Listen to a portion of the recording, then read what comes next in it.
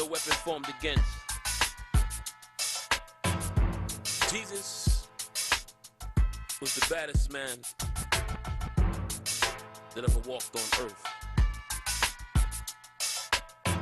Listen to the words of Christ. He said, I am he who opens the door that no man can shut. He said, I am he who closes the door that no man can open. That's a bad man. Wow.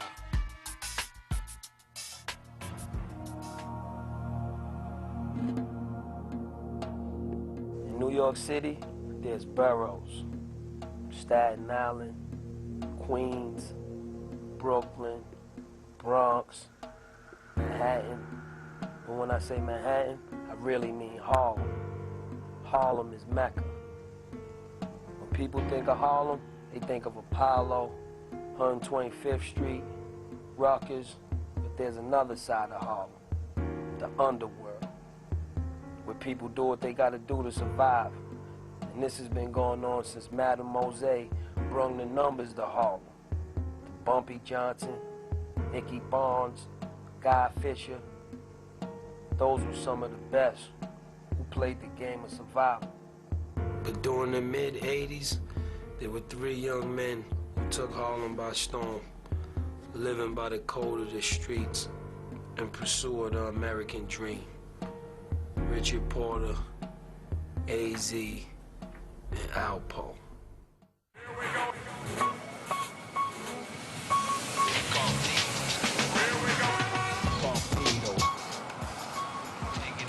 Rich boys getting, you understand what I'm saying? Lost, you understand what I'm saying? He like to gamble, he like to keep the fresh whips and all that. 2 vicious killers are in jail for life. It's a whole different world. The crap is fake. The niggas is fake. The police is fake.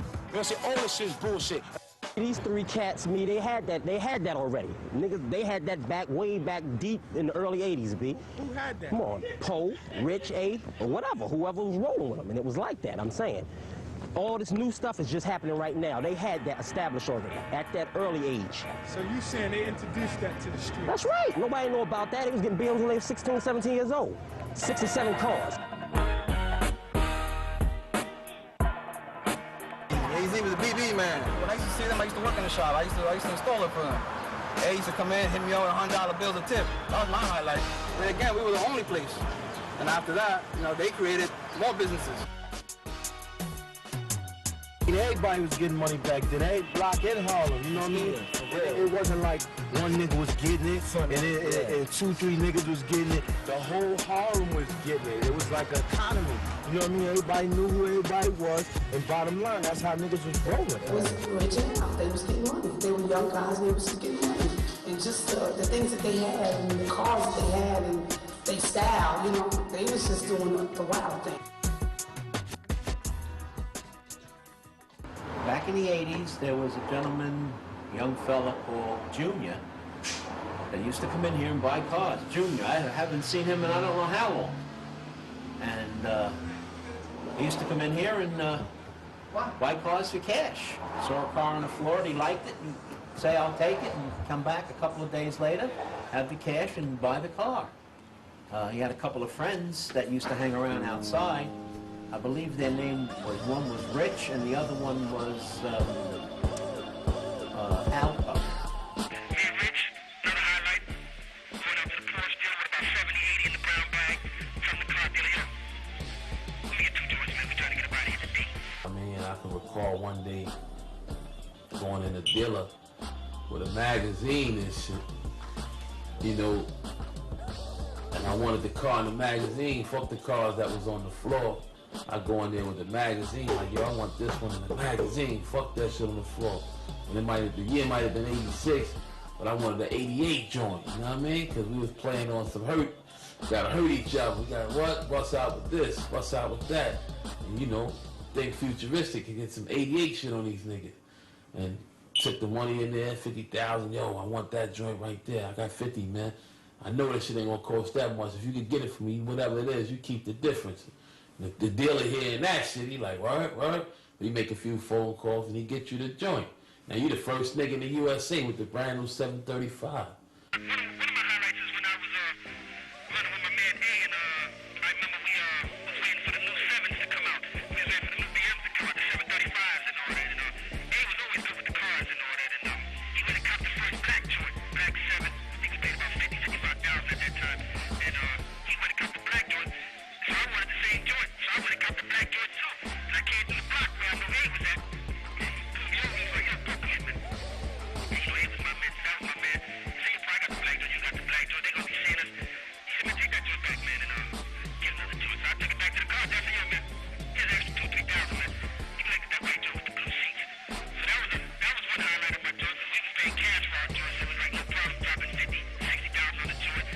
Niggas start buying their motherfucking cars.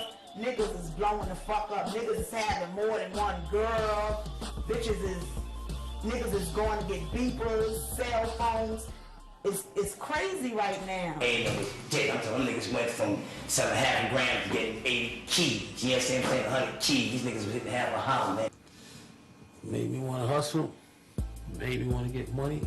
Being fucked up, being broke, you know? Mom's on welfare. Welfare couldn't feed us, couldn't get us what we needed. You know what I mean? Going to school fucked up, broke. You couldn't really pay attention to class, motherfucking snapping, whatever. You wanted to have the best of things and shit. You know, packing bags, wasn't doing it. I started working at the cleaners. And fucking with Rich. Rich was always in the game, doing little things to eat. Whatever it was, he kept himself with some money in his pocket. And holding things from like guns, drugs, and things like that. And the cleaners, and Mr. Jimmy, the cleaners owner, finding the guns and shit, firing me one day, and it's like let me out. I was fucked up. Yeah, it was a different kind of me than that. You see, I was getting ready, at my age, I was damn near 60, I was getting ready to go back to jail again. You know what I mean? When I met up with AC, he was a very cool young guy, you know? He knocked me out, you know, because he had me over there doing a lot of card tricks, you know what I mean? And I could look at him like this, I was mad because he was doing shit that I couldn't understand, you know what I mean? He was a real cool kid, you know? He was working in Jimmy's tailor shop. I used to watch him all the time. I used to like his style. He had a nice smile. He had everything going for him, you know? And I said, son, we started talking. Then I got flagged off again. I was about 60, I was about what? First 58 or 60, then I'm getting flagged. I flagged off then, you know? And when I come back, I didn't fucking around. I looked at him, I told him to be very careful in what he's doing in this game because it's a bad game if you ain't got the right people with you, know? You don't have people with you that want money. You have people that want to be with you because y'all can get money together. Remember? And you got to remember this too in this game, especially in the narcotic game. You take some and leave some. You can never take it all. And the richer you get, the more able they want to get you. The police want you. The guys get envious of you. Everybody likes to get you. You get too much. And if you do get a lot, don't let them show you that you got nothing. If you're nice to who you can, stay downstairs, you survive. Right, when we moved to 146th Street, that's where all of this like really started, him and his hustle. 12 was really where the drug game started coming in. You know, before that, it was packing bags at the local supermarket, getting there early, being persistent with coming, having the best, like learning and clocking how fast the cashier might go, to know that this is the line that the people gonna get on, to know that this is gonna be how of a heavy tip he gonna get, to know that throughout the week, you know, I'm sticking with her, she be moving these customers through. That means that the more customers that come through, the more tips I'ma get. That was a hustle. And he knew how to like master a hustle. He would go pack bags, earn tips, get money from packing bags when he was like 9, to on Sundays to go get newspapers. He'll go buy his newspapers, Go to this newsstand on 48th Street, St. Nicholas.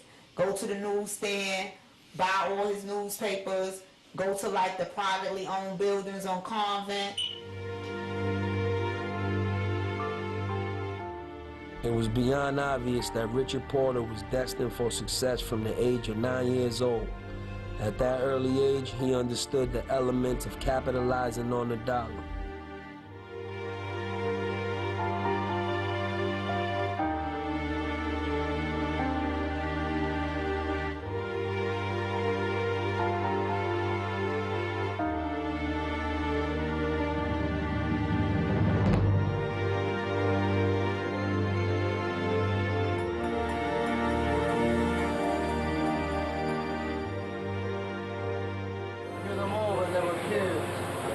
When he couldn't reach over the counter.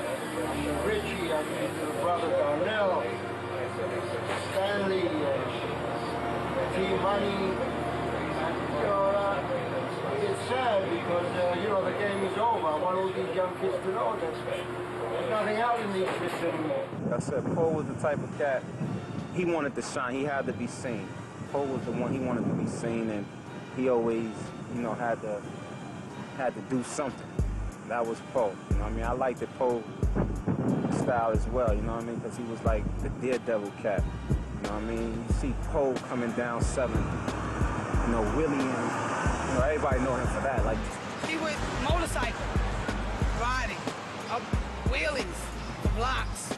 I heard like he fell and he scraped himself. All I seen was the scrapes from his back, down his butt, his arms, just nasty. All the skin off. What's that little doom buggy, little things they used to drive? Just through the streets like it was right. Man, Poe paid the police off. They was chasing us in the Porsches. Coming down 7th. We banged the ill left on him and banged another left on him in the garage, but the garage was so small and so sharp. And the Porsches, we had them about 3 blocks. You understand what I'm saying? We had 2 Porsches in the gold 16 valve that Rich had. We was racing coming down 7th. 3 jumps. Yeah. And they started chasing us from like 135th Street. So we banged the left on 3-2. We banged the next left in the garage, jumped out the joints, ran up the stairs. They went past the garage. But then when they looked at Winix, they must have said these cats couldn't have went that fast, so they backed up and seen the garage and came up in the garage. We all ran up the stairs. I couldn't run no more, so I started walking back down the stairs. I see the nigga Poe hitting the nigga off, took the cash. And that was the illest shit I ever seen. One of the illest things I ever seen. Because I ain't know 5-0 do that type. So this could be why the rappers and stuff are rapping about him today? Yeah, I believe so. I believe his style, you know, like I said, the things that he did, whether they were good or bad, you know, he gave himself a name. People will remember him. I don't care if it's for the worse or for the good, whatever. They're gonna remember him. Whether for the good or the bad, Rich and Poe set trends that are so embedded in the streets that 11 years later their styles has been brought from the streets to the entertainment. For instance, the rap game. Some show love in their lyrics, and others try to live it. But the game will let you know, you gotta separate the streets from entertainment. Don't have love for. And then if we gonna take it to the era, wasn't none of them cats doing it like we was doing it, because when we was young, we had a garage with cars on every floor, and I'm talking about everything European, man. Yeah. You understand what I'm saying? So Yeah. if I went to the garage to take the Benz and the Benz was going, I could take the Porsche. And if I went to get the Porsche and the Porsche and the Benz was going, I could take the 7. Yeah. And if that was going, I could take the wagon. And if there wasn't no cars there, I could take a dirt bike. So I don't know none of them cats, all of them is fake to me, man. You understand what I'm saying? Rich and all that.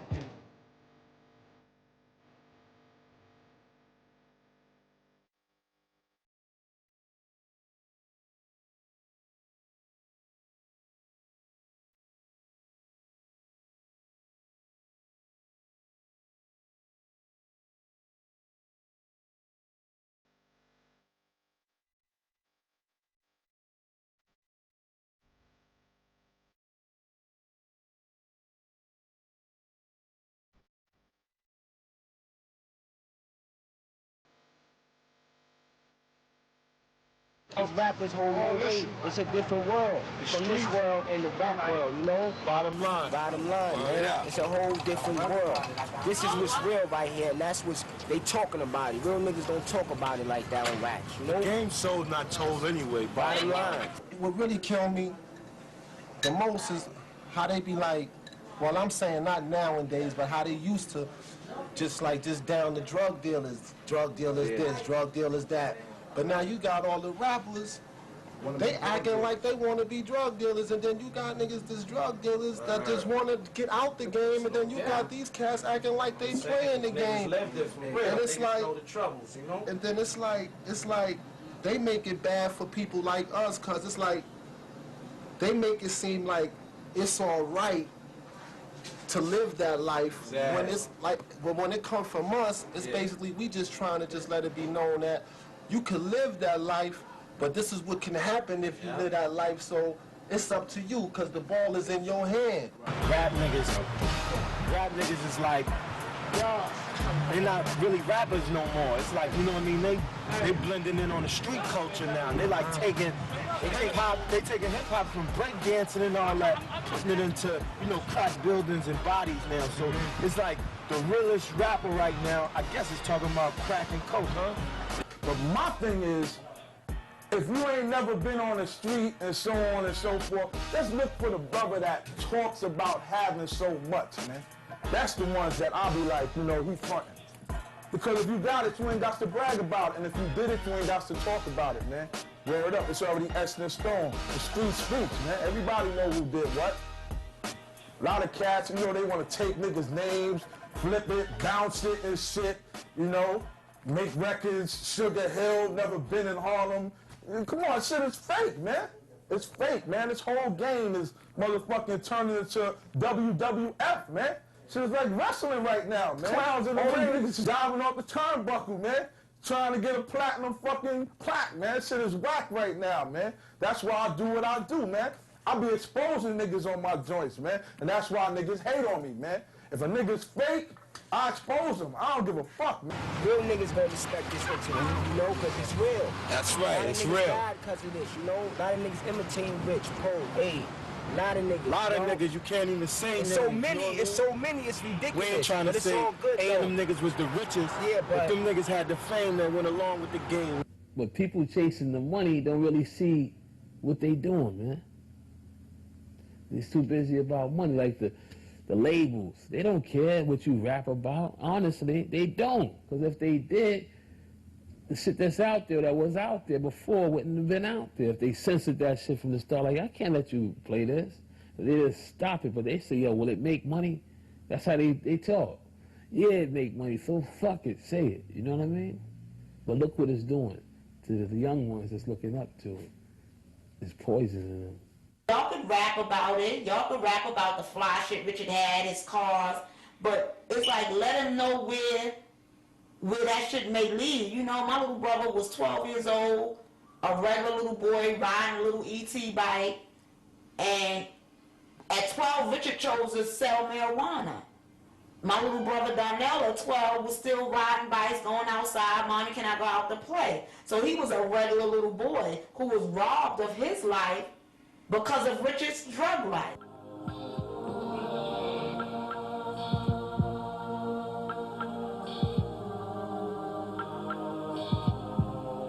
What's going on, blood?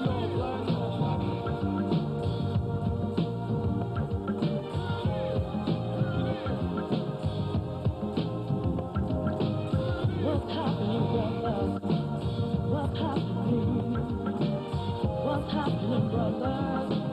What's happening? I got something to say to the homeboys from around the way. What's going on? What's going wrong? Knocking each other off, word is wrong.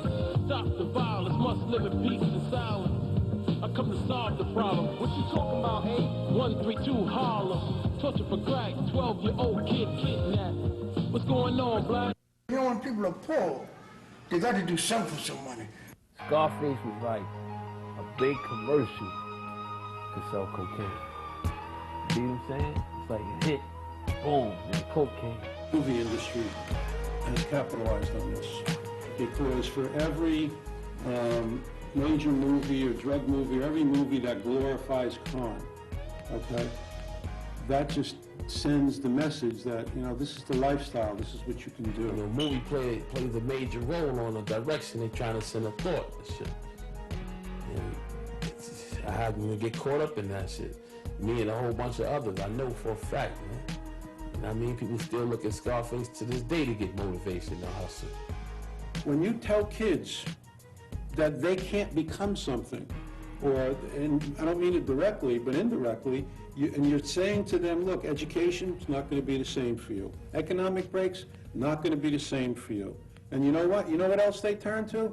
They turn to something that's an alternative, and all too often the alternative is the guy with the Rolex on the street, with the fancy car, the women and everything else, and they know what he's doing, he's selling drugs. That's sad.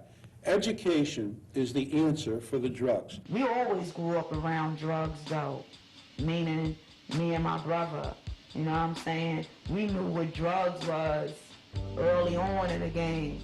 We knew what dope was, what dope fiends was. We knew what coke was, what cokeheads was, what pot. We knew all of that just from the environment that we was placed in. Me and my brother, Richard, we knew A almost half our lives. I'm 33, more than half my life I've known A.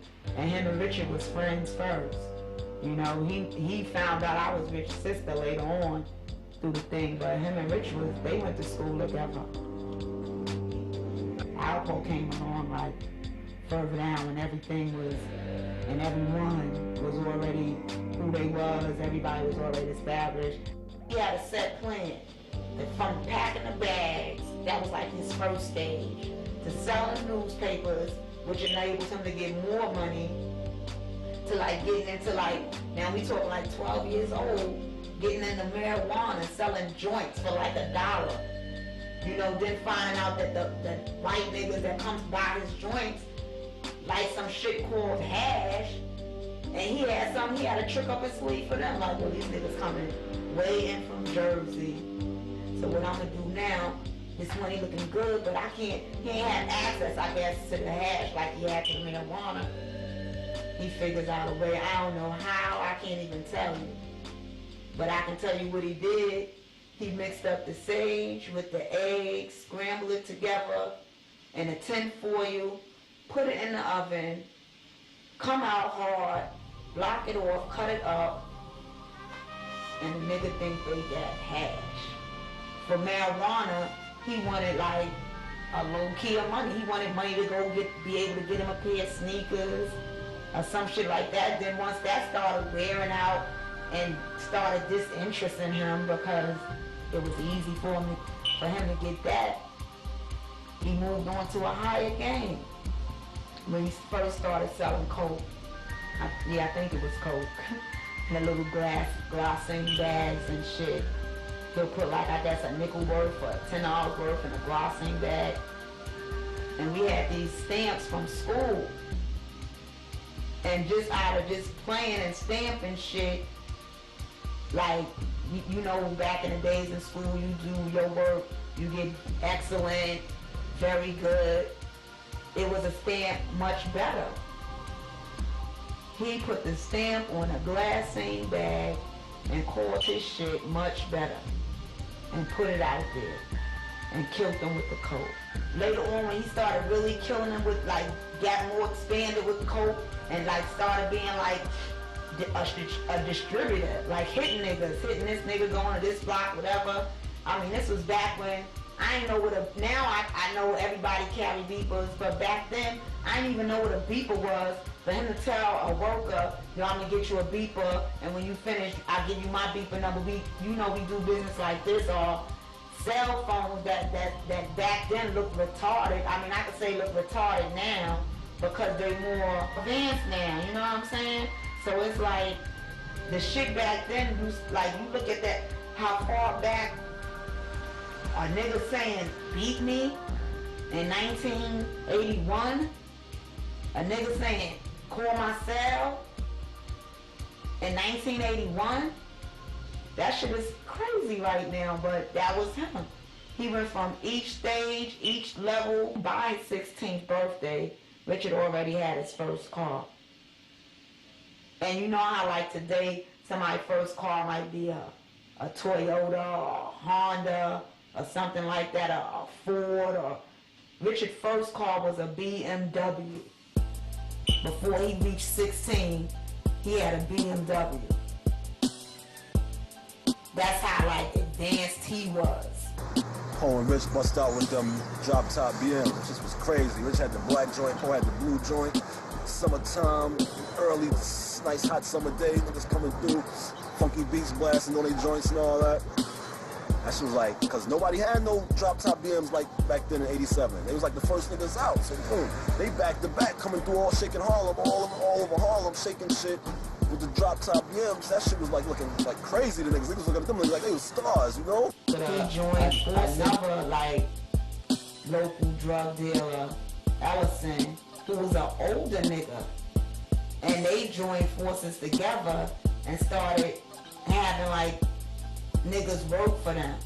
Like it wasn't no more. He was pitching and doing what he had to do to get his money like hand in hand and like selling his own shit.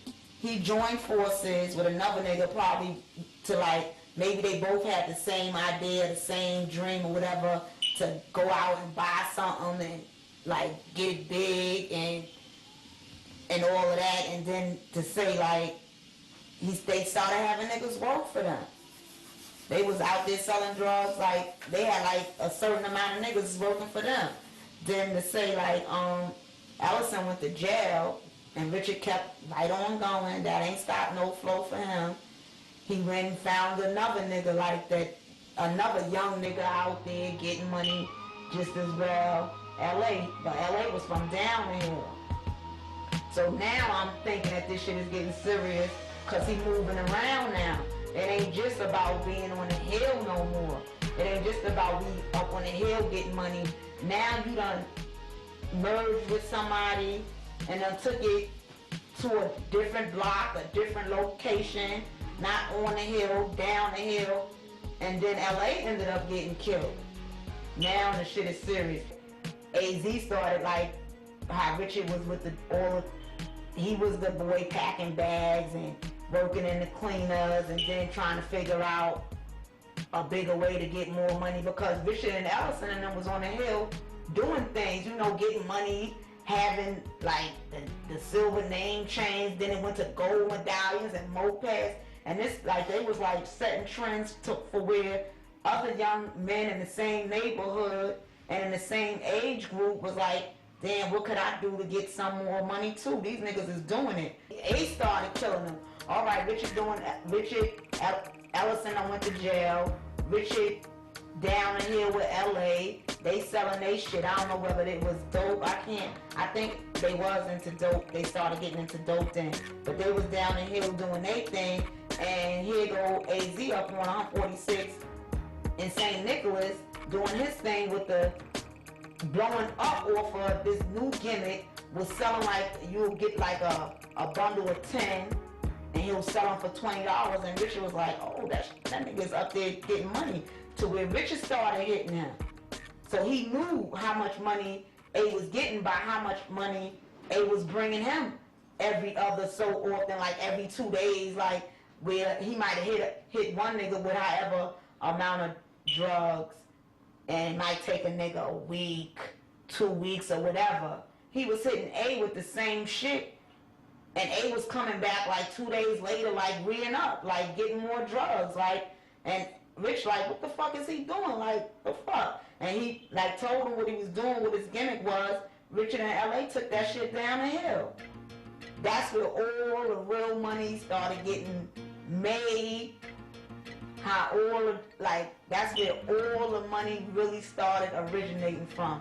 That gimmick on that coat. Cause niggas was blowing up on that shit. Buying cars, like they was changing cars like they changed sneakers, you know what I mean? You know what I mean? Nigga had like 40-something joints, man. It was real, man. I might have had like 40-something joints throughout the hustling game. Rich might have had like 40-something joints. Poe might have had like 40-something joints. You know, niggas was getting it, man. I mean, crazy to say now, but then them niggas was setting trends. And they wasn't nothing but 16 years old. BMs and Saabs and shit with the interior, lambskin interior saying the BMW 528E, Saab. You know, that shit, all that, that's when I saw shit was getting real. Right there.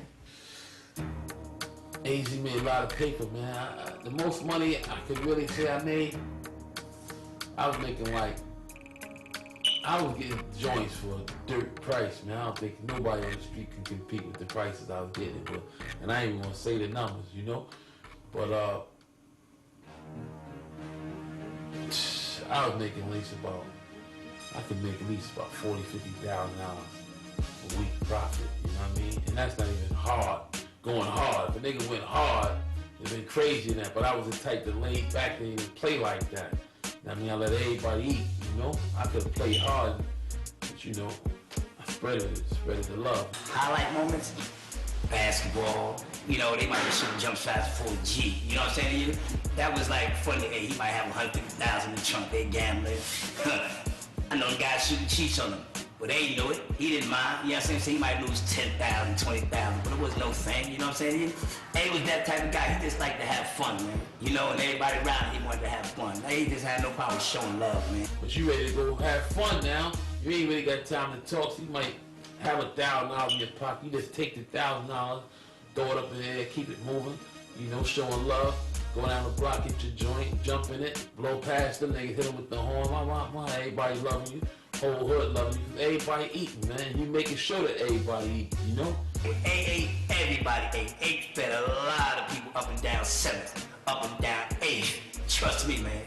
That was the game back then. It's ugly now. It ain't the same like that. The thing is crazy right now. You might skip past the rucker in your joint. You know, I wasn't the type to stop, get around crowds. I keep it moving. But it seemed like the zone that we had niggas in, when she went past the rucker, you park your joint on 32nd, she used to be at, in the cut or whatever, you play the stupid, seemed like the whole fucking game used to come to you. You know what I mean? It was ugly. I remember when I was younger, when these cats was getting money, I always wondered, were they nervous about being in the spotlight? Me and Rich pull up in his Benz 16 valve, and we pull up our Willie's Burgers, and it seemed like the whole crowd that was out there was looking at us, like they was waiting for us, you know, to come.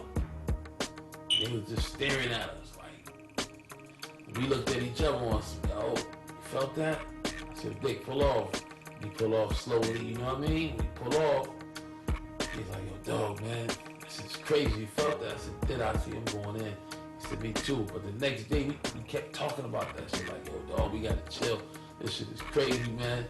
This shit is crazy. Now everybody's out. All the thugs, all the homie jacks, all the wolves is out to get these niggas. You understand what I'm saying? Because they young and they getting it. August 20th, 1987. That was the day I got shot. It didn't have to go down like that, you know what I mean? Being honest.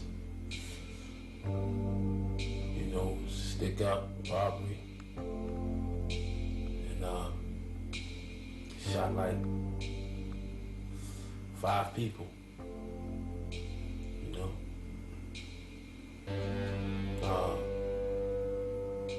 I lived through it.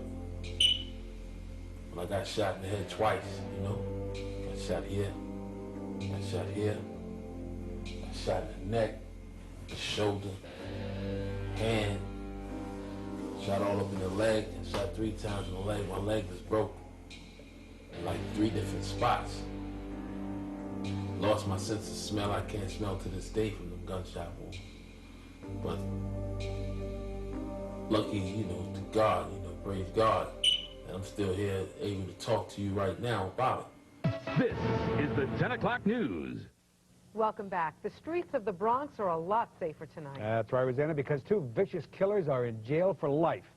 You're about to see the judge throw the book at them, but not before they made one last defiant stand. It was a humid August night outside along the Grand Concourse as the 3 killers silently crept up 3 flights of stairs, then down this hallway to this corner apartment.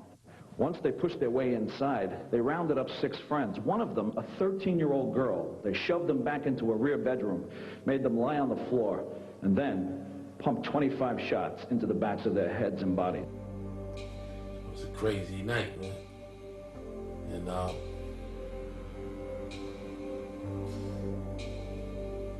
to live through it and to still be sane, to me, it's like, I gotta praise God, man. You know, every step I take through life from this point on, because I know it was Him that was there with me. It's crazy to see someone put the gun on your forehead and you watch them pull the trigger. I embrace myself to take a bullet, not a punch, but to take a bullet. That embrace was so deep that God, like, I didn't even feel a gunshot when I left. But the body must have stayed there, and they must have kept shooting the body up. But I was gone already, bro. You know what I mean? I was in the light. And it was up to me if I wanted to live or not. And I asked God to let me live. And here's the results. I'm here right now, you know what I mean? But it was a crazy night. It's a night that I don't really want to speak on.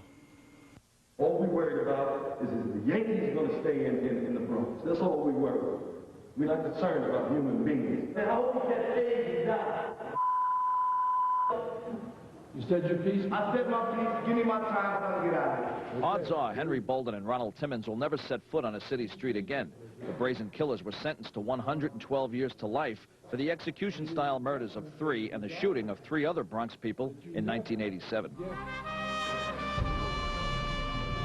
He sold crack, a chemical produced by the enemy. You didn't even produce the crack. Somebody produced it and brought it to you. If you got a little bit more money, you're snorting the powder, which you didn't produce. You mean to tell me the life of your brother, who's the glory of God, is not as valuable as a few pieces of crack cocaine? So you would kill a human being over that? You kill a human being over this? Over this? Put it down. Pour water on it. Put it in the earth. It grows nothing. Nothing. Gone. Nothing. If I lost it or threw it away, I can get it again. But if I sentence my brother to death, I can never bring him back from that condition, brother. The days of organized crime are almost history in this country. So what now you have the classic organized crime. And now what you have is a lot of mini-mobs, as I call them, different ethnic groups who are coming in to take control from the classic organized crime families, if you will, because they're all in jail. You know why they're in jail? Because of the informants. You know why these young guys from the mini-mobs are going to be in jail? Informants. The world is full with them. The FBI, the DEA, your big state prosecutors, they have such resources to infiltrate these groups, it's just a matter of time. So what are you doing? So you're gonna party for a few years and hit state's prison for 10 or more? It doesn't pay. If you're lucky enough, Yeah, if it you're just lucky doesn't enough pay. not to be taken out by a rival drug dealer. Yeah, I mean, and then the gang violence is just getting worse. Worse, it's just surpassing what the mob did. So it's almost violence for the sake of violence. And then you get the government that if they perceive you as the enemy, they're going to get you, they're going to come after you, they're going to try you once, twice, 3 times until they get you. And they don't care how they do it, they're going to do you. They want you, they're going to do you. Minorities, not only Afro-Americans, but Hispanic Americans, who are involved somewhat in the drug trade, are receiving sentences in a lot of instances that is totally inappropriate and totally excessive. In states like New York that has the Rockefeller laws, I mean, you've got insane sentences that have been handed out there for not so serious crimes. The whole idea of punishment, of a sentence, has shifted from what it should be, which is, in the case of rehabilitation and punishment, to strictly punishment. It's become a political thing. The far-right wings of certain political parties, in my opinion, use this for their campaigns. But what the effect of it is to take a lot of the youth of America that, yes, doing the wrong thing, okay, but paying too much of a price for it. He gets taken down. You don't follow him into the system. You don't follow him into trying to make bail. You don't follow him into coming to his lawyer with a lot of money. You don't follow him into his family not eating, or his kids are back out in the street because he can't make bail, or he can't afford the attorney he needs. Because eventually you're going to get into trouble. And then, before you do any of that, go see a lawyer and ask him, if you get caught, what am I facing? And he or she will tell you. If you're doing crack on the federal system, mandatory minimum, 5 years and up. Some offenses are 10 years and up. I mean, this is like crazy. A young kid could blow his 20s and 30s in jail for a first offense.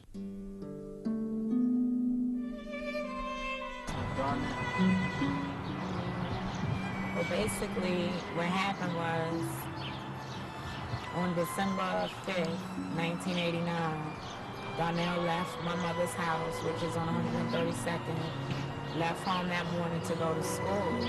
And all through the day and all during the day, my mother was led to believe he was at school. It wasn't until that afternoon where she came home, rather he didn't come home, and it started getting kind of late. She called me, I guess she called his friends, she called other people where she might have thought that he might have been, and no one had heard from him.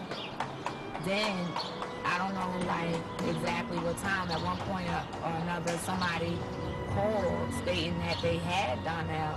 At that time, my mother thought it was like a joke, like somebody calling, making prank call. I don't know for what reason, but I mean, when something like that is probably more so done, you don't automatically think like this is serious. This is like somebody calling saying they got your son. It's like some shit that you see in the movie. So first off, she thought that somebody probably was playing with her. And then like we all gathered up together in the house and started realizing that this was something that like really wasn't a joke. Like they kept calling and they kept trying to make contact to let us know that they had captured or taken Donnell. Then like through the course of that night, people were calling, I guess the people who had taken him, the kidnappers, because at this point we were believing that he was kidnapped, and this is what they were saying on the phone. They were contacting Richard, talking to Richard, saying that they wanted $500,000 ransom. In order for him to see his brother again, he would have to give them $500,000. So it was like a lot of going backwards and forwards on the phone, and I don't have no $500,000. At one point or another, they even lowered it to $350,000, and they were still on the phone negotiating and saying, you know, playing tapes. They had played a tape of my little brother. He was saying that somebody had them and they want Richard to pay some money to get him back. That was a tape recording of him. And at the time, I guess it was taking too long, and the day was going by, and things wasn't happening, I guess, as fast as they would have liked it to. I guess to show Richard that they weren't playing and that they were dead serious and that they had him for sure. They told him to go to McDonald's on 125th Street in Broadway, to go into the men's bathroom and look up underneath the sink, and there would be something there for him. Now at this time, I'm like, you know, I believe something's really going on. This is dead serious, and my thing was, for some reason, I felt like they probably was sending something of his back to us to let them know, to let us know that they were serious. So at that time and at that point, I said, if it's a piece of, like, if it's a piece of my brother, I don't want to know. And they went, my cousin went, Peanut went, and a friend of Richard's. They went over to McDonald's, they came back, they said they didn't see anything. So the people called back and said, did you get it, or whatever. And they were so persistent with it, I was like, there's something there. So they told them to go back. They went back and they came to the house and they huddled with Richard and they were discussing something, and I didn't really know what it was at the time, so I was like, what happened? Like, I know they didn't send. And what they ended up telling me was that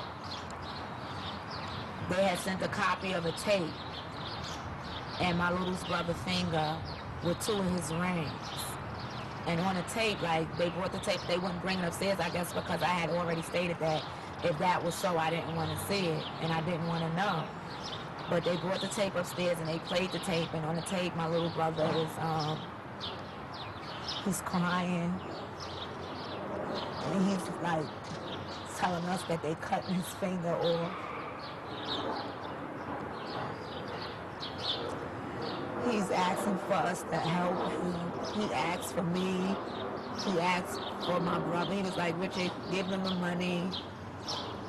They cut my finger off. They said if you don't give them the money, they're going to cut my hand off. So at this time, like, from the beginning, there was no police contact. We hadn't contacted it. It was just like family who knew what was going on. Family and friends. So they telling us the whole time, don't contact the police. They'll know when the police will be contacted because they watching us. But when they sent his finger back, it scared me. And I'm like, this is serious. Like, this is something that we can't really, we don't know what to do. We never dealt with nothing like this. Even though they saying don't contact the cops, we have to tell somebody. We can't control this. This is like, at this point, it's out of our control. You know, they done sent his finger, they done sent 2 rings. It's out of our control. I said, let's tell the cops. I went to the precinct. Me and, I think I went by myself. I don't know, because they said that they was watching us. It scared me. So I, like, disguised myself. I dressed up as if I was like a little boy. And I left the house and I went to the precinct. And the people, you know what? And what's so really messed up is that in the beginning, when I thought that before they even sent the finger, when I thought that my little brother was kidnapped, I called, it was a family lawyer that we had, and I called him. And the first thing that he told me to do was to call the FBI. And I did, and the FBI told me to contact my local police department. I don't know whether they thought it was a game or whatever, but they told me to contact my local police department. And when I called them and it was explaining to them over the phone, they told me to come in. So I dressed up in a disguise and I went in and I was basically explaining to, like, these officers what I had, the ordeal that we were going through. And I guess for them to believe that it was really true, like I wasn't just coming in there fabricating a story, they wanted to see the finger and the rings. So I called my house and I told my brother, who was really trying not to be really involved, like, not to say involved, but I don't know, as far as the police contact. I told him to send one of his friends with the contents that they had sent us. And the guy came and he brought it, and at that point, they believed that it was really a kidnapping going on, and he was taken, and he was being held for ransom, and that these people that we were dealing with were serious. They, it's like, my whole thing with it now, I've grown so, it's been so long now, and I've grown so much with it, and I know so much now. It's like, everything that they did was, like, so fucked up. Excuse my language, but it was really messed up. They told my mother not to answer her phone until they had gotten someone in there to put a tap on our line. Now, right there, to me, that's like, okay, your child has been kidnapped, your 12-year-old baby. These people are telling you, the people who have them are calling constantly, trying to get what they obviously want. So you telling her not to answer her phone, and I believe once that happened and she didn't answer her phone, they knew, the people, even if they were blind, knew that something was going on, because if we have your son, why aren't you answering this phone? You want your son back. But we following what they telling us to do. We just following, like, thinking that this is the way that we could get him back and they could help us get him back. or whatever. But basically, that's what happened. And like that was December 5th. It moved out for like more days, and more family was coming in, and more friends was coming in, and we were talking to people that we were like close to, and thought like at that time we thought that these were the people that we should talk to. And like December 10th came, it was still negotiations going on, and backwards and forwards over the phone, and it's like they might have thought because of the fancy cars that Richard drove, the jewelry, or whatever, that he might have really had that type of money to give. But in the end, we really found out who it was, and to me, they were niggas that's in the street that know just as motherfucking well that if you a drug dealer and you hustling or whatever you doing, you the man sitting next to the man sitting next to the man. Somebody is always sitting next to somebody else. I might have it, but I have to pay this person, and that person have to pay that person. And then I'm in the street, I'm dealing with losses constantly. This loss, that loss, the cops taking, the people taking, the family taking. And it's like, these people know the rules of this game that Richard was in. So to really think that it was just $500, $5,000 just laying around for him to touch and say, here, was like, come the fuck on. Okay, but obviously that's what they thought, and that's what it was. And like the negotiation was going backwards and forwards, and like Richard at times was like, he really felt like even if we would have given the money, that my little brother, we wasn't going to never see him again. Like realistically, the real view of it was, it probably was somebody that we knew.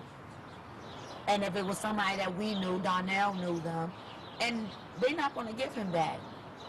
So December 10th, they sent like the final call. Like they said, they sent a note.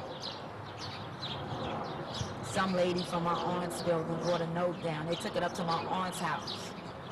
She brought the note down stating that Donnell needed medical attention, and this is our last chance to get him back. And at this time, we were in my house reading the letter. My godmother lives upstairs, so we all go upstairs, like my uncle, my brothers, we upstairs, and we discussing, like, because the cops are now in our apartment. They've taken over the investigation. They listening in on phone calls. So we didn't want to speak in front of them. We like, if this is our last chance to get my little brother back, let's try to do this on our own, because looking at it, they fucked everything up. They gave us no chance to really get him back with the because after they said don't answer the phone, by the time they put the taps on like 4 hours down the line, the people never really called again. Like we were getting like hang up calls and shit like that, but the contact ceased. December 10th, they made their final contact. They wrote a letter saying that my little brother needed medical attention and somebody should, for us to meet, go to this, they sent us to 100 and, like right there by Broadway where the finger and everything was, they sent us to a phone. Now I'm up there once again, the only thing I'm thinking about, and I feel, like I could say I feel bad in the way that my conscience was just saying, tell the cops, like, we upstairs and they like, this the last time. I'm like, Richard, we cannot do this by ourselves. If you saying that they're not going to get Donnell back, we got to let them know. So I took the letter downstairs and I showed it to the cops. It was like the movies. They hooked it up to where it was like a cab, but really it was the cops. But me and Richard was supposed to be in because Richard was going to get the phone call, and I'm like, I'm going with you. We went together, we stood there, no phone call, never happened. Later on, years down the line, basically that's how that ordeal went. And years down the line, I mean, all of that happened. Nobody never called, and since that day, nobody contacted us again. January 4th, history be known that the cops came to our door and asked for my mother, and I'm like, for what or whatever, and they was like, they were there to tell her that they found, now these are cops from the Bronx. The cops from Manhattan was the one that was over the case as far as my little brother was concerned. Cops from the Bronx came to my door saying that they needed to let my mother know that they had found her son's body. my mother go into shock, basically screaming and hollering and going on and on about Donnell. You know, not my baby, Donnell. And the cops are sitting there looking puzzled, like, Donnell, like, what is she talking about? And one of the cops asked, do you have a son named Richard? Now, how long was this?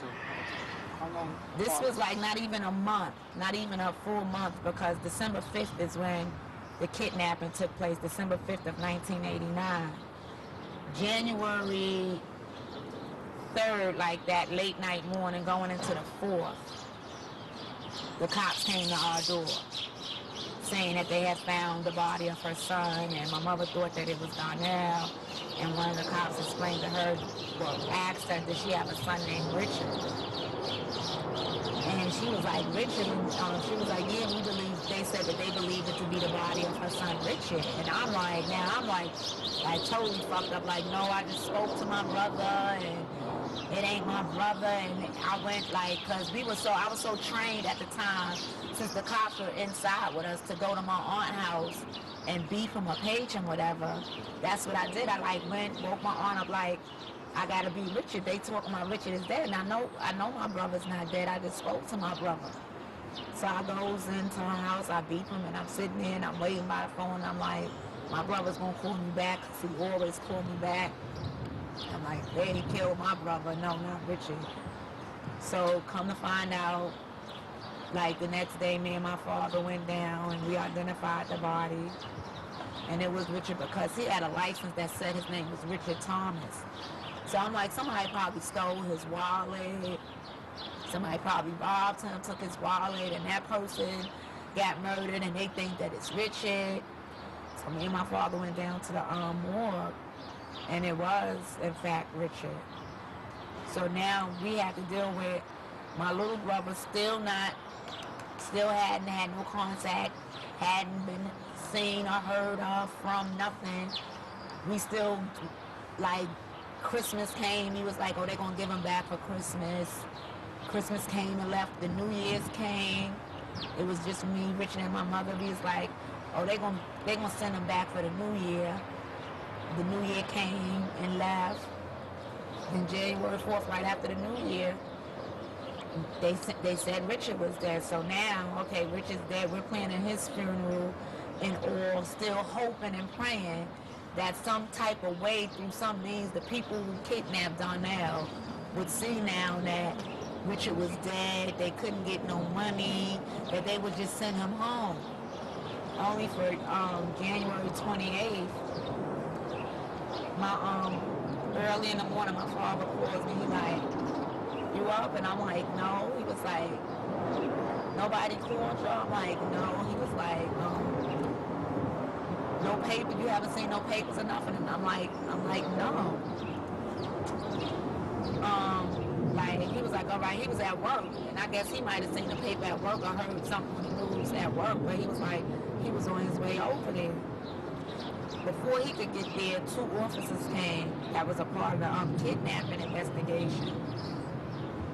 They asked me who I was home with and where was my mother. My mother was in the room with her boyfriend, so they asked me to go get him. I brought him out and into the hall, and they told us that they think they found a body of a 12-year-old boy that might be my little brother. He had on the same, like the description that we gave him with the clothes and everything is with the little boy, a body that they found had on. And they asked me, they told us when my mother boyfriend came out, they asked me that they think they found the body of a 12-year-old and would I be able to ride with them downtown to the morgue once again. So I go with them down to the morgue and the whole ride, like, I heard something on the radio saying, like, about a 12-year-old boy being found, and they switched it. Like, I guess they didn't really want me to hear that because they didn't get into, like, the graphics of how he was found. They just said they think that this body that they found might be my little brother. The whole ride, I'm praying and hoping that it's really not. Like, it's, like, God forbid that somebody else's child, it could be. Just, to me, just don't let it be my little brother. So we get downtown to the morgue, and they show me a picture of my little brother. It was gone now. And in some instance, like, because we had them buried Richard by then, this was January 28th, we buried Richard January the 10th. And it's like, I thought that maybe I would never see or hear of anything of Donnell again. And when they found his body, it brought some, like, at that time, some peace to me, because I was just glad that my little brother wasn't just out there somewhere without us knowing where he was or whether he was dead or alive, or that's just something that would have always, like, lingered on us. So it brought some peace that, okay, now we know. And we can bury him. Like, he don't have to be out there like garbage, because the truth of the matter, whoever did it, at that time, we didn't know who, but they left him in like 14 garbage bags, not separate pieces, because like when people got ready to pay, a lot of people who really didn't want to ask me, but they were saying he was dismembered, in which he was not. They were saying, and I guess the association with the dismemberment made people think that he was in 14 separate garbage bags. What they did was put one bag on top of another, which made 14 garbage bags in one that they had put his body in. And like through the investigation, we later found out that whoever it was who had taken him had very well preserved him, because he might have been in the freezers, what they was telling us, because his body was pretty well preserved. So, to come to find out who was behind them. Later on, like years, really when that happened to Richard at the time, like the family felt like who we know now, it was Alpo. Like even he like it was times where I saw him after that happened to my brother, and he couldn't even look at me. I remember seeing him on 127th and 8th Avenue. He was with some of my brother's so-called friends. They were all out there on 127th and 8th Avenue, and he couldn't even look in my face. I didn't know whether it was because he felt bad for me, or now I know it probably was just his guilt. But at that time, my mother said from day one through the door, Alpo killed my son. We were saying that it was Alpo. Nobody believed us. Like, nah, that was Rich Man. Like, he wouldn't have fucking killed Rich. Word up. Like, people thought that I was bugging, for even saying that Richard Man did him some bodily harm. Like, that bugging the fuck out.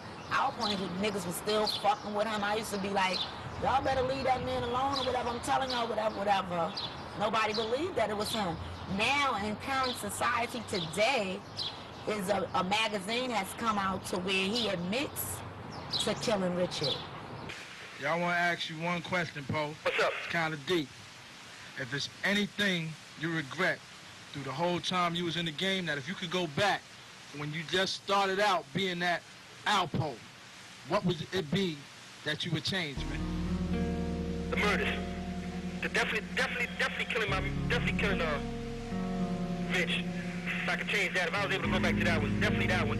And the rest of them. I mean, because, like I said, my thing was get money and hit the holes, man. That's what I would do, man. But that murder thing, I never really felt comfortable with that, but I knew it had to get down. I knew I had to get down like that if I wanted to survive at that time. So if I had to change anything, definitely the murder. Everybody believed it. Everybody believed it.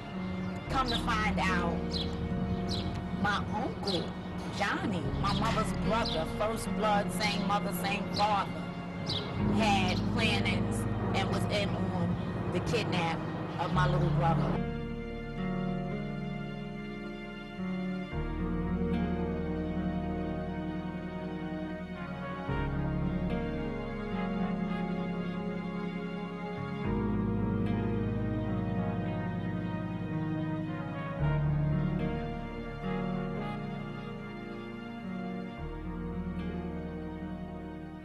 And this award is given posthumously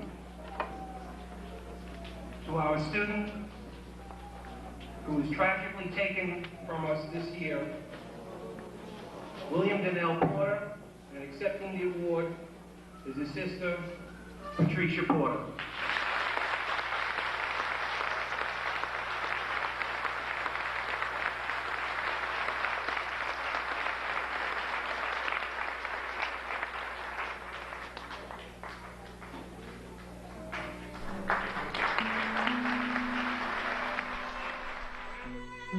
2 days after Donnell's funeral, a rainbow appeared over the block where he lived in Harlem.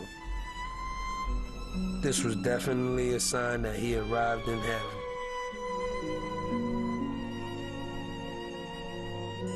I was like 11 years old. A nigga showed me $100 bill. I never saw a $100 bill until I met Donnell, B. On some real shit, B. He used to have his little pouch with money in it, you know. I used to be like, damn, you take us to McDonald's, he asks you, whatever you want, man, get whatever you want. You can get 1,000 burgers, he ain't care. You know, if he had it, we all had it, B. That's how we grew up, B. The cars, the jewelry, the furs, it's like when you really think about it and you get to the bottom line, if I could give all of that in and just ask for my brothers back, I would. But I can't, so that makes me have the mentality to know that none of that shit means nothing. And it's like for all the young girls that might be seeking that and wanting that, to go get with the drug dealer and that's my boyfriend, that's my man, that's not it. Go for yourself. You know what I'm saying? Do what you gotta do for yourself. As a young black sister, get your education, set some goals, strive for them and go for them. Don't let no man block that, get in the way of that, or hold you back from that. You can have your drug dealer if that's your choice. You can have your man in the street if that's your choice. But do what you gotta do for self, and you'll be all right.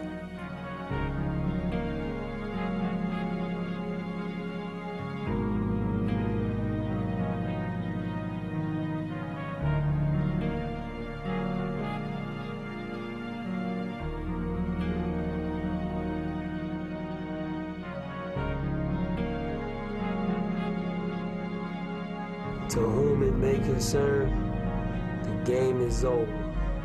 One love.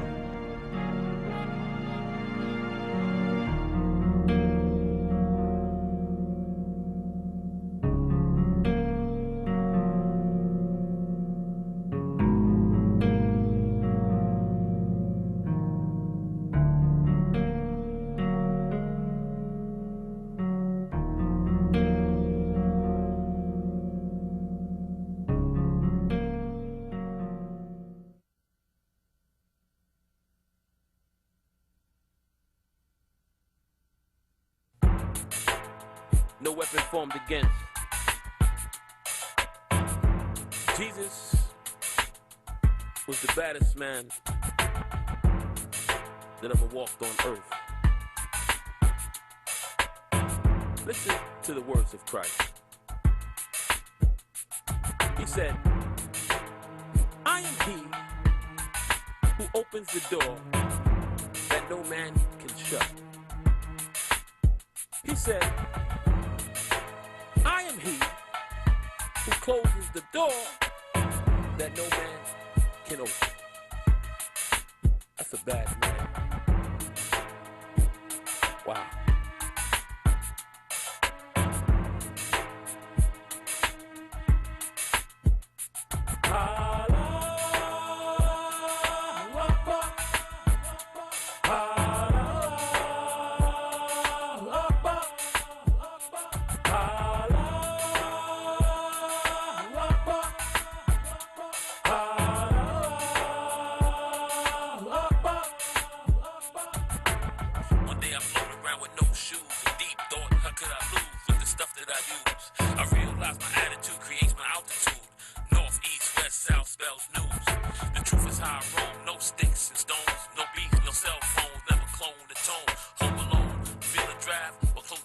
Here's a hint.